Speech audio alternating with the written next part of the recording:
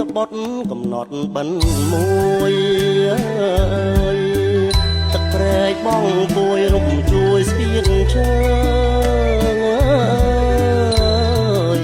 រលឹមស្រេចស្រេចស្រោចស្រោបមើលស្រែលើក្លិនស្រូវប្រហើ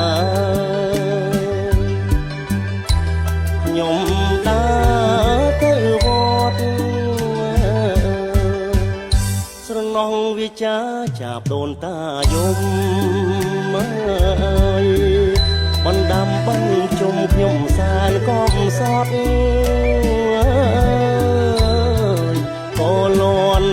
ក្រលួច